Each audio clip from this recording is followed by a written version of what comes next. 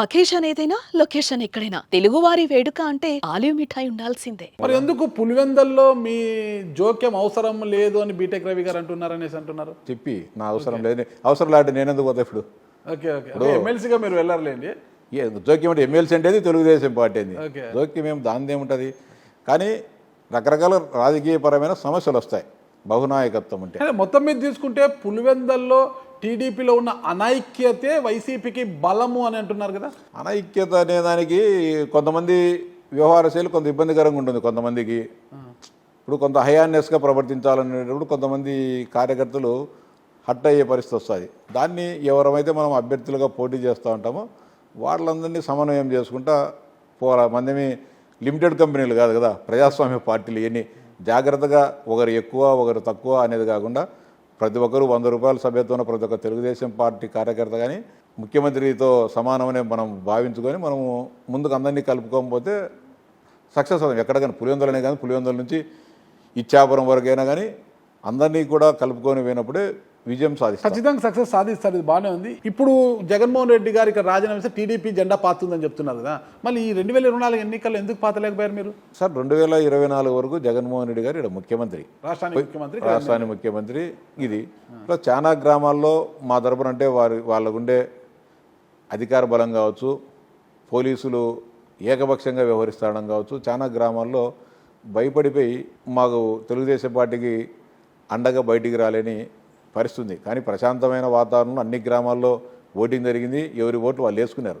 నేనేం జగన్మోహన్ రెడ్డి రిగ్గింగ్ చేసినాడనో దౌర్జన్యం చేసినాడో నేను చెప్పను. డబ్బు ఎక్కువ పంచినారు, 2000 రూపాయలు డబ్బులు పంచినారు. స్వేచ్ఛాయుత వాతావరణంలోనే ప్రజాస్వామ్యబద్ధంగానే. మా దగ్గర డబ్బు ఉంటుంది సార్, బీద పార్టీ మా దగ్గర ఉండే డబ్బులు మా దగ్గర లేదు. అది 1,00,000 కోట్ల పార్టీ మా దగ్గర నుంచి వస్తాయి డబ్బులు. ఇప్పుడు అన్ని గ్రామాల్లో ప్రశాంతంగా ఎన్నికలు జరిగినాయి. ప్రజలంటే మిగతా ప్రాంతాల్లో కూడా ఇప్పుడు పోయినసారి 90,000 పైన వచ్చినాయి. ఇప్పుడు 62,000 మెజార్టీ వచ్చిందని 30,000 తగ్గినాయి కదా మెజార్టీ. 30,000 ఎట్టుపోయాయి. మీకు ఓటింగ్ అంత స్థాయిలో పెరగలేదు. 30,000 తగ్గింది జగన్మోహన్ రెడ్డి గారికి మెజార్టీ. ఇక్కడ మీరు చెప్తున్నట్టుగా 61,62,000 మెజార్టీ వచ్చింది అనుకోండి. ఆ 30,000 ఎట్టుపోయాయి అసలుకి. కాంగ్రెస్ పార్టీకి ఒక 10,000 వచ్చినాయి, మాకు ఒక 7-8,000 పెరిగినాయి. నేను కానీ అంటే డీటెయిల్గా నేను కానీ చూడలేదు సార్. అంటే ఇది 2019, 2014, 2024 ఈ 3 ఎన్నికల ఫలితాల సంబంధించిన బూత్ వైజ్ చూసా కానీ ఇది అర్థం కాదు. నేను కానీ చూస్తా, ఈ రోజు రేపు చూడాలా. నాకు కానీ టైం లేక చూడలేదు. చూస్తే అంటే ఆ రోజు పోలేను నేనా, ఈ రోజు పోలేను నేనా, ఏం పరిస్థితి అనేది 2 పెట్టుకుంటే తెలుస్తుంది. మరి దాడుల పరిస్థితి ఏంటి? ఎక్కడ చేశారు సార్ దాడులు? వేంపల్లిలో ఒక యూట్యూబర్ని చితకబాదారు. గతంలో సోషల్ మీడియాలో ఏమన్నా వస్తే వైఎస్ఆర్ కాంగ్రెస్ పార్టీ అధికారంలో ఉంది కాబట్టి వాళ్ళు ఏం చేశారు, సిఐడిని ప్రయోగించి దొరికిన వారిని దొరికినట్లు. అసలు సోషల్ మీడియా ఏదైనా పోస్ట్ పెట్టాలంటే కూడా భయపడే పరిస్థితి గతంలో 5 ఏళ్ళు జరిగింది. తెలుగుదేశం మీ వాళ్ళు అతను దాడి చేసిన తెలుగుదేశం పార్టీ వాళ్ళనేది నేను నమ్మను. అతను చాలా హై హ్యాండెడ్ అబ్బాయి సతీష్ రెడ్డి దగ్గర. అంటే మనుషులంటే లెక్క జమ లేకోకుండా ఎవరిని పడితే వాళ్ళను. ఎలక్షన్ రోజు విపరీతంగా సతీష్ రెడ్డి మా పార్టీ ఏజెంట్ల పైన దాడులు చేసుకుంటా ఇవన్నీ వచ్చినట్టు. ప్లస్ ఈ అబ్బాయి కానీ వాహనాల పైకెక్కి మీసాలు తిప్పి తొడలు తట్టి కొడగలారా తెలుగుదేశం ఎవర్రా దీనిల మీద ఏజెంట్లుగా కూర్చుండేదని చెప్పి రచ్చరచ్చ చేస్తుండే. ఆ రోజంతా వీరవిహారం చేసాడు. అమాయకమైన యూట్యూబర్ కాదు అతను, ఒక అరాచక శక్తి. సతీష్ రెడ్డితో పాటు ఉండే ఒక అరాశక్తి. ఇప్పుడు జగన్మోహన్ రెడ్డి గారు మాట్లాడతారు, అమాయకులైన కొడతారు, శాంతికామకులు మా వాళ్ళు పులిందులు అట్లేమని చెప్పి ఎన్ని మాట్లాడుతాడు. ఎన్ని అందులో పక్కన సతీష్ రెడ్డి చెప్పాలి ఆ మాట. జగన్మోహన్ రెడ్డి చాలా శాంతికామకుడు, జగన్మోహన్ రెడ్డి అహింసావాది కాబట్టి ఆయన విధానాలను నచ్చి నేను వైఎస్ఆర్సీపీలో చేరడానికి సతీష్ రెడ్డి చెప్తే పక్కన ఒప్పుకుంటాం.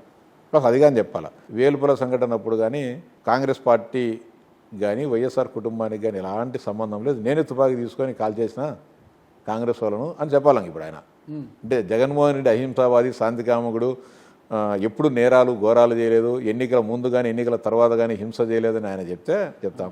ఆ రోజు జరిగింది కానీ ఎన్నికల హింసే కదా. మేమంతా వేలుపుల సంఘటన జరిగినప్పుడు కానీ ఎన్నికల హింస అది. అంతకుముందు 20 రోజుల ముందు మున్సిపల్ ఎలక్షన్ జరిగినాయి పులివెందుల్లో. స్వేచ్ఛాయుతవాదంలో జరిపించచ్చు కదా వాళ్ళు. మేము ఆ రోజు ఒక 4-5 కౌన్సిలర్లు గెలుస్తామని చెప్పి మా ఇళ్ళ మీద దాడులు చేసి మా జోబీలలోనే మా అభ్యర్థుల జోబీలలోనే డబ్బులు పెట్టి లోపల తీసుకొని పోయి లోపల వేసినారు. వదిలేయాల్సింది అవద్దు, తెలిసింది కదా. తర్వాత సింగిల్ విండో ఎలక్షన్ చేయాల్సింది అవద్దు. ఈ బేస్తే మేము దాడులు చేస్తామని మా మీద దాడులు చేయాల్సిన పని ఏముంది. తర్వాత ఎప్పుడు హింసలు జరగలేదు ఇక్కడ. తర్వాత రాజశేఖర ముఖ్యమంత్రి నుండి ఈ నుంచి కరెక్ట్గా 1 కిలోమీటర్ దూరంలో 2 చిన్న పిల్లలను గొంతులుగా చంపి బిడ్జల కింద వేసినారు. అదంతా ఎన్నికల హింస కదా. అంటే మీ మీదకి వచ్చే ఎన్నికల హింస మీరు చేస్తే ధర్మ సంస్థాపనార్థమా? అదెట్లయితుంది? పులివెందల నియోజకవర్గాన్ని టీడీపీకి కోటగా మార్చే అవకాశం ఏమైనా ఉందా? ఖచ్చితంగా సార్. ఇప్పుడు 62,000 ఓట్ల తేడాతో ఓడిపోయాం. మేము గెలవాలంటే ఈ 62,000 మంది ఈసారి వైఎస్ఆర్సీపీకి ఓటేసిన ఓటర్లు మా వైపు రావాలా. మేము ఎప్పుడు ఈ నియోజకవర్గంలో బలపడతామంటే మేము నిరంతరం ప్రజలకు అందుబాటులో ఉండాలి. అవినాష్ రెడ్డి దగ్గరికో లేకుంటే వైఎస్ కుటుంబ దగ్గరికి జనాలు పోకూడదు. జనాలు వాళ్ళ దగ్గరికి పోతున్నారు అంటే మనం అసమర్థులం లెక్క. అంటే మనల్ని ప్రజలు ఇంకా యాక్సెప్ట్ చేయలేదు, మన దగ్గరికి ప్రజలు రావడానికి ఇష్టం లేదు, మన దగ్గరికి మనం ప్రజలకు అందుబాటులో లేమో, లేదంటే మనం ప్రజలకు పనులు చేయలేనప్పుడు వాళ్ళ దగ్గరికి పోతారు. మనం నిరంతరం ఇక్కడ అందుబాటులో ఉంటూ ప్రజలకు మన కార్యకర్తల సంక్షేమం చూడాలా, వాళ్ళని రాజకీయంగా, సామాజికంగా, ఆర్థికంగా ముందుకు తీసుకొని పోయి అది కార్యక్రమం, అదొక పార్ట్. సేమ్ టైం ప్రజల మన్ననలు మనం పొందాలి. దానికన్నా ముందు మీరంతా కూడా సఖ్యతగా ఉండాలి కదా పార్టీ నాయకులు. అంతా సఖ్యతగా ఉంది, పార్టీ అంతా సఖ్యతగా ఉంది. పార్టీలో సఖ్యత లేకుండా పార్టీలో డిస్టర్బెన్స్ చేస్తే నిర్మోహమాటంగా పార్టీ నుంచి వెలివేయడం జరుగుతుంది. దాంట్లో పులివెందల నియోజకవర్గంలో అంటే ఆధునీకరణ పేరుతో కావచ్చు, సుందరీకరణ పేరుతో కావచ్చు, బోట్ హౌస్ అంటారు అవంటి నిర్మించారు కదా. పులివెందలలో అభివృద్ధి అంటే ఇది కాదు, పులివెందల ప్రజలకు అవసరమైనదే అభివృద్ధి అనేది చేసి చూపించడానికి సిద్ధంగా ఉన్నారా? ఖచ్చితంగా సార్. ఇప్పుడు జగన్మోహన్ రెడ్డి గారు కానీ రాజశేఖర రెడ్డి గారు కానీ ఎవరు ముఖ్యమంత్రిగా ఉన్నప్పుడైనా సరే మనం తప్పుపట్టాల్సిన అవసరం లేదు. ఆ ప్రాంత ప్రజలు ఆ నాయకుడిని ఎన్నుకొని ముఖ్యమంత్రి స్థాయికి తీసుకొని వచ్చినారు కాబట్టి కొంత మిగతా నియోజకవర్గాల కంటే ఒక 100%, 200% ఎక్కువ నిధులు ఆ నియోజకవర్గానికి కేటాయిస్తారు. గతంలో రాజశేఖర రెడ్డి గారు ఉండేటప్పుడు అభివృద్ధి చేశారు, కాదని అని చెప్పలేదు. ఇడబుల్బాయ్ 888 కానీ, ఈడ జైంట్ కానీ, ఐజీ కార్లు కానీ ఇవన్నీ తీసుకొచ్చినారు. కొంత రోడ్స్ కానీ, కొంత అప్పుడు కానీ కొంత సుందరీకరణ కానీ, కొంత గ్రామాలకు ఇంటర్నల్ రోడ్స్ కానీ వేయడం జరిగింది. 2009లో రాజశేఖర చనిపోయిన తర్వాత జగన్మోహన్ రెడ్డి తర్వాత 10 ఏళ్ళు ఈ నియోజకవర్గాన్ని గాలికి వదిలేశాడు. 2019 వరకు గాలికి వదిలేశాడు. అంటే ప్రజలు మూర్ఖంగా అభిమానంతో ఓటేసినారు తప్ప 14 కానీ 19లో కానీ ఆయన ఏ రోజు కానీ నియోజకవర్గ అభివృద్ధి పైన సమీక్ష చేసింది లేదు. ఇప్పుడు ఐజీ కారు బ్రహ్మాండంగా 500 కోట్లతో కట్టింది. ఒక రోజున ఆడ కూర్చొని, అంటే ప్రతిపక్షంలో ఉండేటప్పుడు కానీ తర్వాత ముఖ్యమంత్రి అయ్యేటప్పుడు కానీ కూర్చొని ఏం చేయాలా, దీని పరిస్థితి ఏమి, ఇంత బ్రహ్మాండమైన బిల్డింగ్ ఉన్నాయి, దీని ఈ భారతదేశంలోనే ఇంత టెక్నాలజీ, ఇంత ఆధునీకరంగా నియమించిన ల్యాబొరేటరీ లేదు, సెజ్ లేదు, ఓన్లీ పశువులకు సంబంధించి ఆడిటోరియం కూడా చాలా అద్భుతంగా నిర్మించారు కదా అని కట్టినారు. 35 కోట్లతో దాన్ని కట్టినారు. కట్టిన తర్వాత దాన్ని ఏ విధంగా చేయాలని చెప్పి స్ట్రీమ్లైన్ చేయాలా, దానికి ఒక ప్రణాళిక ఉండాలా. కట్టేసినారు, వెళ్ళిపోయినారు, అంతే. ప్రభుత్వం మారింది. ఇప్పుడు దాన్ని ఏం చేయాలనే దానిపైన మేము ఆలోచన చేస్తున్నాం. ఏదైనా సరే జగన్మోహన్ రెడ్డి కట్టినారా, చంద్రబాబు నాయుడు గారు ముఖ్యమంత్రిగా ఉండేప్పుడు కట్టారా, ఏదైనా సరే ప్రజల సొమ్ముతో నిర్మించినవే. ఇవన్నీ ప్రజలకు మేలు జరిగేట్టుగా వీటి కార్యకలాపాలను రూపుదిద్దాలి. వీటన్నిటిని కూడా ముందుకు తీసుకుపోయే బాధ్యత మేము తీసుకుంటాం. సుమన్ టీవీలో మీ పర్సనల్ అండ్ బిజినెస్ ప్రమోషన్స్ కోసం కింది నెంబర్కి కాంటాక్ట్ చేయండి.